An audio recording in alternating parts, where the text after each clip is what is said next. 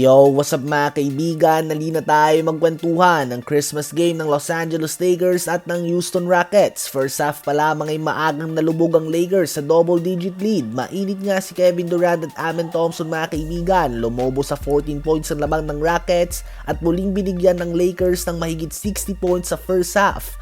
Habang sa third quarter naman ay inanunsyo na ngang out si Austin Reaves dahil sa left calf soreness at unti-unti nang nag-collapse ang Lakers hanggang sa umabot na nga sa mahigit 20 puntos ang lamang ng Houston Rockets at pure dominance lang nga ang pinakita nila Amen Thompson at Kevin Durant hanggang sa tuluyan na nga nilang binigay sa Lakers ang pangatlong sunod na talo nito. Habang nakumpleto naman ng New York Knicks ang 17-point comeback sa fourth quarter upang talunin ng Cleveland Cavaliers sa score na 126-124. Takeover mode nga si Tyler Kolek at gumawa ng 11 points sa fourth quarter at malaking dahilan siya ng comeback na nagawa nila. 34 points si Jalen Bronson to lead the way, 25 points with 5 3-pointers si Jordan Clarkson off the bench, 16 points, 9 assists si Tyler Kolek, 15 points si Josh Hart, 12 points si Bridges, at 11 points, 15 rebounds si Karl Anthony Towns.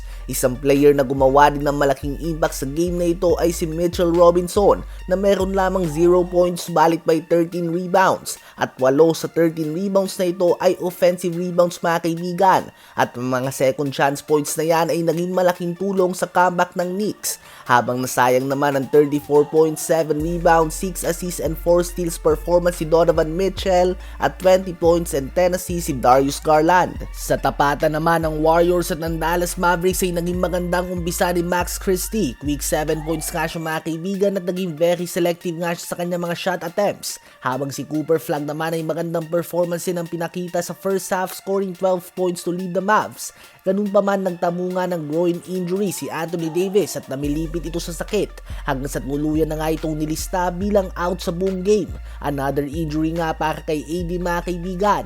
Natapos ang first half na hawak ng Warriors ang 71-58 lead. 12 points na si Moses Moody at Al Horford habang may 10 points na din nga si Steph Curry.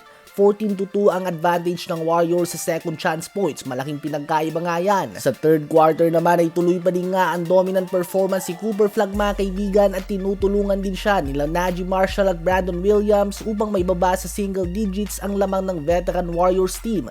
Ganun pa man nagsisimula na din ngang uminit si Steph Curry at Jimmy Butler kaya naman hindi nawawala ang kanilang lamang.